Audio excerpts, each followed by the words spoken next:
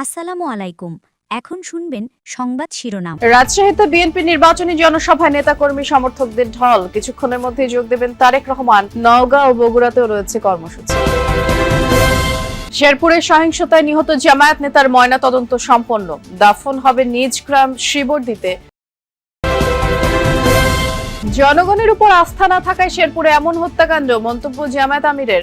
BNP ও প্রশাসনের অনুরোধেও সহযোগিতা করেনি দলটি, বললেন। সারা দেশে নির্বাচনী প্রচার জমজমাট, কোথাও কোথাও পাল্টাপাল্টি অভিযোগ। ভবিষ্যৎ পরিকল্পনা তুলে ধরে ভোট চাইছেন। এতক্ষণ দেখছিলেন সংবাদ শিরোনাম, এখন দেখবেন বিস্তারিত। রাজশাহীতে কিছুক্ষণের মধ্যে নির্বাচনী সমাবেশে যোগ দেবেন বিএনপি চেয়ারম্যান তারেক রহমান। এরই মধ্যে তিনি রাজশাহীতে পৌঁছেছেন। প্রথমে হযরত শাহ মখদুম রহমতুল্লাহ আলাইহির মাজার জিয়ারত করবেন তিনি। এরপরে যাবেন স্থানীয় মাদ্রাসা মাঠের নির্বাচনী সমাবেশে। ভোর থেকেই নেতাকর্মীরা জড়ো হতে শুরু করেছেন মাদ্রাসা মাঠে। উৎসাহ আগ্রহ নিয়ে তারেক রহমানকে দেখার এবং তার বক্তব্য শোনার জন্য অপেক্ষা করছেন। বক্তব্যের পর ধানের শীষের পক্ষে ভোট চাইবেন তারেক রহমান, তুলে ধরবেন জনকল্যাণে আগামীর পরিকল্পনা। রাজশাহীর সমাবেশ শেষে সড়ক পথেই তিনি বগুড়ায় যাবেন। পথে নওগাঁ জেলার এটিএম মাঠের নির্বাচনী সমাবেশে বক্তব্য রাখবেন।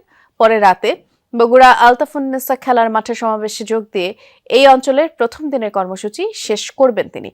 পরদিন রংপুরে আবু সাইদের কবর জিয়ারত এবং নির্বাচনী সমাবেশে যোগ দিয়ে বগুড়ায় রাত্রি যাপন করবেন।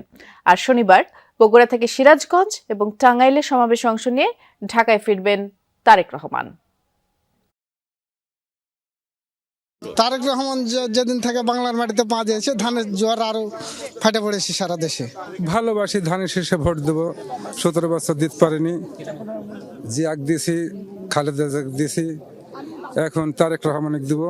এমন দেশকে আমরা চাই তারেক রহমানের হাত ধরে শক্তি করে আমরা দেশকে সামনের দিক অগ্রসরের জন্য, এটা আমাদের প্রত্যাশা।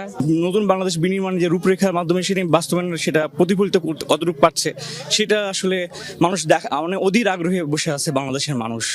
ইতিমধ্যেই তারেক রহমান রাজশাহীতে পৌঁছেছেন এবং কিছুক্ষণের মধ্যেই তিনি রাজশাহীর মাদ্রাসা মাঠে সমাবেশে যোগ দেবেন। এই সংক্রান্ত খবর জানানোর জন্য দুইজন সহকর্মী অপেক্ষা করছেন। শুরুতেই যাচ্ছি সহকর্মী তারেক মাহমুদের কাছে।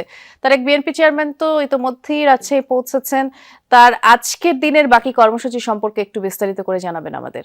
বৃষ্টি রাজশাহী শাহ মখদুম বিমানবন্দর থেকে তিনি এখন রাজশাহীর যে শাহ মখদুম মাজার রয়েছে সেখানে যাচ্ছেন এবং আমরা এখন যেমনটি রয়েছি রাজশাহীর যে মাদ্রাসা মাঠ, যেখানে জনসভা, নির্বাচনী যে জনসভা হওয়ার কথা, ঠিক পাশের রাস্তায়, এই পাশের রাস্তা দিয়ে কিন্তু তারেক রহমান তিনি রাজশাহীর যে শাহ মখদুম মাজার সেখানে যাচ্ছেন। পাশের রাস্তা দিয়ে গিয়ে সেখানে মাজার জিয়ারত করে তারপরে রাজশাহীর যে এই মাদ্রাসা মাঠ রয়েছে, মাদ্রাসা মাঠে এসে নির্বাচনী জনসভায় তিনি যোগ দিবেন।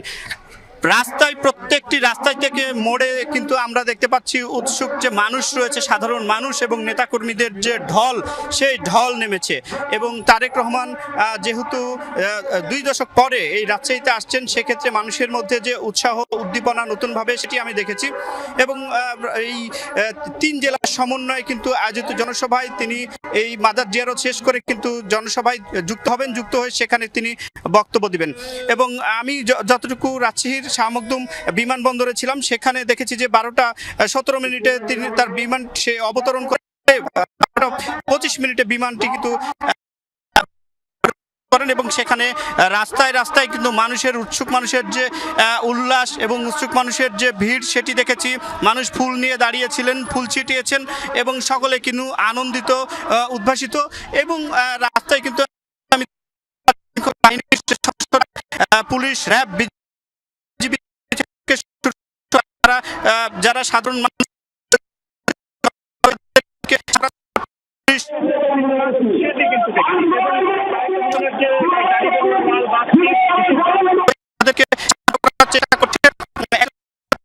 মানুষের মধ্যে যে তিনি এই মুহূর্তে শাহ মখদুম মাজার জিয়ারত করবেন সেই পথেই আছেন, সেই খবর জানাচ্ছিলেন সহকর্মী তারেক মাহমুদ। এ পর্যায়ে আমরা রাজশাহীর মাদ্রাসা মাঠে যাচ্ছি, জনসভা স্থল যেখানে, সেখানে সহকর্মী সাইফুদ্দিন রবিন অপেক্ষা করছেন আমাদের জন্য। রবিন, ইতিমধ্যেই তারেক রহমান পৌঁছেছেন রাজশাহীতে, তিনি এই মুহূর্তে মাজার জিয়ারত করবেন সেই পথেই আছেন, অর্থাৎ কিছুক্ষণের মধ্যে এই জনসভা স্থলে আসবেন তিনি। একেবারে শেষ মুহূর্তের চিত্র কেমন পড়ছে চোখে? নিশ্চয়ই এখানকার নেতাকর্মীরা বেশ উজ্জীবিত, বিএনপি চেয়ারম্যান তারেক রহমান ঠিক খানিক আগেই বলা চলে এই সমাবেশ স্থলের পাশ দিয়ে আসলে এগিয়ে গিয়েছেন বা তার গাড়ি বহর এগিয়ে গিয়েছেন। তিনি এখন যাচ্ছেন হযরত শাহ মখদুম রহমতুল্লাহের মাজার জিয়ারত করতে, তার কবর জিয়ারত করতে। এরপরেই তিনি আবার এই সমাবেশ স্থানে এসে পৌঁছবেন। অর্থাৎ বিমানবন্দর থেকে বেরিয়ে যে পথ ধরে হযরত শাহ মখদুম রহমতুল্লাহের মাজার জিয়ারত করতে হবে সেটি একেবারেই সমাবেশ স্থল লাগোয়া, অর্থাৎ সমাবেশের মঞ্চের পাশ দিয়ে তিনি খানিক আগিয়ে গেলেন এবং নেতাকর্মীরা তার এই উপস্থিতির মধ্য দিয়ে ব্যাপক স্লোগানে মুখরিত করে তোলে, প্রকম্পিত করে তোলে এই রাজশাহী মাদ্রাসা মাঠ, যেটি হাজী মোহাম্মদ সরকারি উচ্চ বিদ্যালয়ের মাঠও বটে। এবং এখানে ইতিমধ্যেই বিপুল সংখ্যক জমায়েত কিন্তু ঘটে গেছে এবং তারপরেও অপেক্ষা, যখন দুপুর 2টায় আনুষ্ঠানিকভাবে তারেক রহমান এই মঞ্চে অংশ নেবেন বা মঞ্চে প্রবেশ করবেন, সমাবেশস্থলে প্রবেশ করবেন, তখনই আরও আশপাশে ছড়িয়ে ছিটিয়ে থাকা যে অগণিত মানুষ অপেক্ষায় আছে তারেক রহমান, তারাও সমাবেশস্থলে আশপাশের সড়কগুলোয় অবস্থান নেবেন। ইতিমধ্যেই 13টি সংসদীয় আসন, রাজশাহী, নাটোর, চাঁপাইনবাবগঞ্জ, এই 3 জেলার 13টি সংসদীয় আসনে যারা ধানের শীষ প্রতীকে প্রতিদ্বন্দ্বিতা করছেন ত্রয়োদশ জাতীয় সংসদ নির্বাচনে, সেই প্রার্থীরা কিন্তু মঞ্চে অংশ নিয়েছেন, বক্তব্য রাখছেন।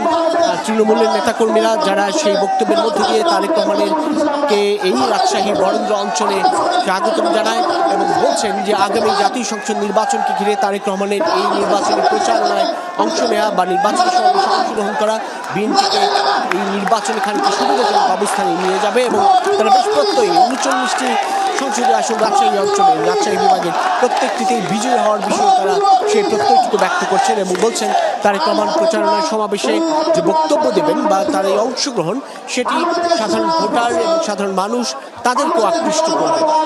বিপুল সংখ্যক জমায়েত ইতিমধ্যেই ঘটে গেছে এই মাদ্রাসা মাঠে, রাজশাহী মাদ্রাসা মাঠ, যেখানে প্রায় 2 দশকেরও বেশি সময় পর, অর্থাৎ প্রায় 22 বছর পর তারেক রহমান এসেছেন ইতিমধ্যেই রাজশাহীতে পৌঁছে গেছেন।